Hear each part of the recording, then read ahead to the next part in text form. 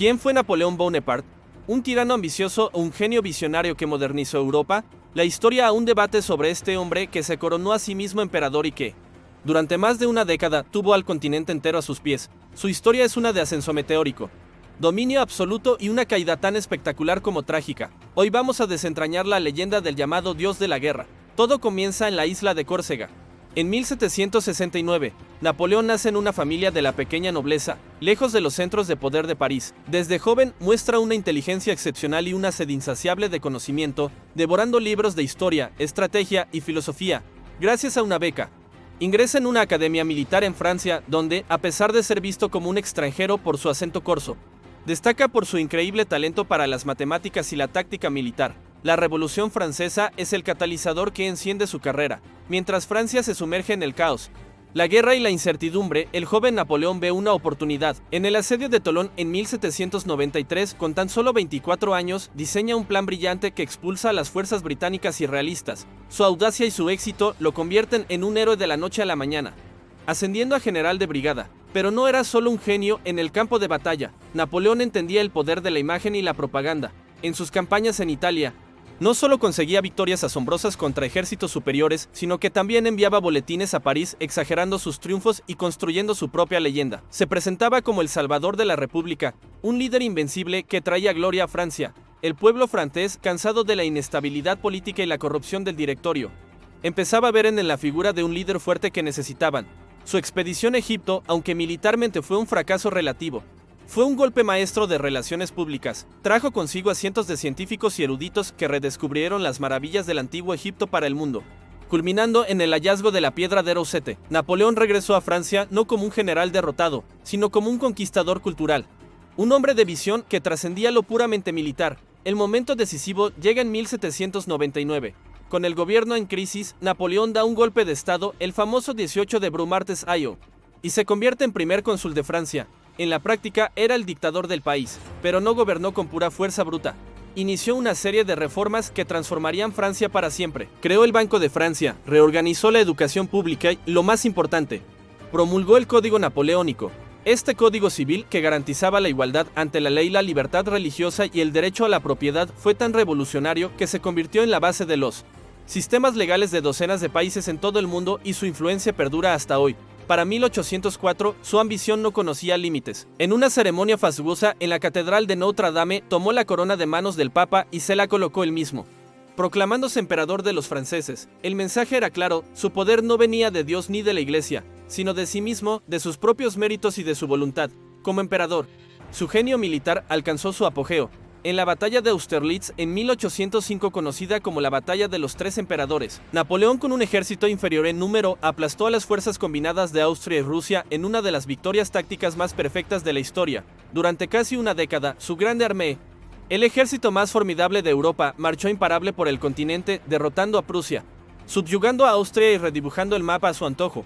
Colocó a sus hermanos y mariscales en los tronos de España, Nápoles y Holanda, creando un imperio que se extendía desde la península ibérica hasta Polonia. Napoleón parecía invencible. Su capacidad para mover tropas a una velocidad vertiginosa, su uso innovador de la artillería y su habilidad para inspirar una lealtad fanática en sus soldados lo convirtieron en una leyenda viviente. Para sus hombres, él era el pequeño cabo, uno de ellos, que compartía sus peligros y los llevaba a la gloria.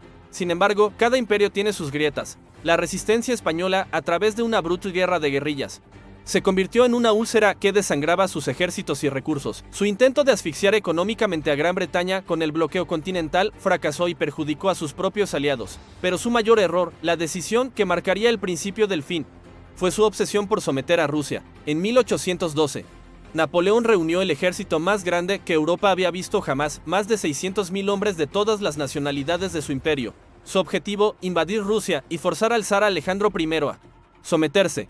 La Grande Armée se adentró en las vastas llanuras rusas, pero los rusos se negaron a presentar una batalla decisiva. En su lugar, aplicaron una estrategia de tierra quemada, retrocedían quemando pueblos, cosechas y todo lo que pudiera servir al invasor. Napoleón logró llegar a Moscú, solo para encontrar una ciudad fantasma, incendiada por sus propios habitantes, sin suministros, sin un enemigo al que derrotar y con el brutal invierno ruso acercándose.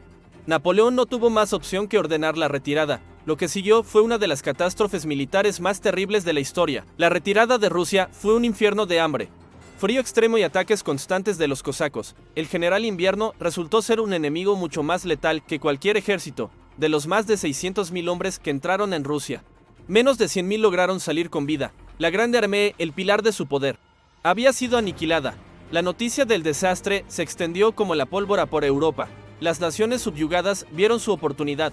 Prusia, Austria, Suecia y Rusia formaron una nueva coalición. En la batalla de Leipzig en 1813, también conocida como la Batalla de las Naciones, Napoleón fue finalmente derrotado por una fuerza abrumadoramente superior.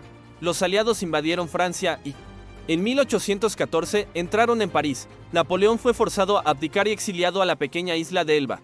En el Mediterráneo, parecía que la era napoleónica había terminado, pero la leyenda aún no había escrito su último capítulo. Menos de un año después, en un acto de audacia increíble, Napoleón escapó de Elba, desembarcó en Francia y marchó hacia París. Los soldados enviados para arrestarlo, al verlo, rompieron filas y gritaron «¡Viva el emperador!», uniéndose a su causa. Su regreso al poder, sin disparar un solo tiro, duraría 100 días. Las potencias europeas, aterrorizadas, se unieron una vez más contra él. El enfrentamiento final tuvo lugar el 18 de junio de 1815. Cerca de un pequeño pueblo en Bélgica llamado Waterloo, en una batalla épica y sangrienta.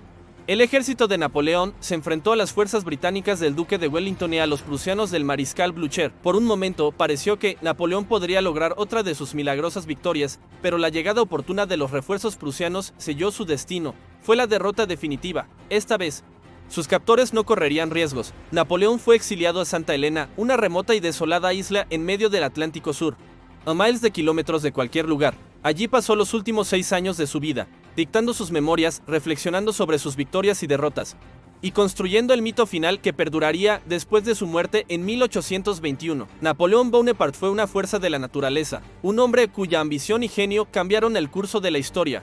Destruyó el viejo orden feudal de Europa, extendió los ideales de la Revolución Francesa y sentó las bases de la Europa moderna. Pero su legado es complejo. Fue un reformador y un déspota, un libertador y un conquistador.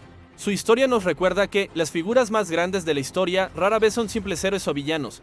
Son, como Napoleón, una fascinante mezcla de luz y oscuridad. Gracias por acompañarnos en este viaje por la vida del dios de la guerra.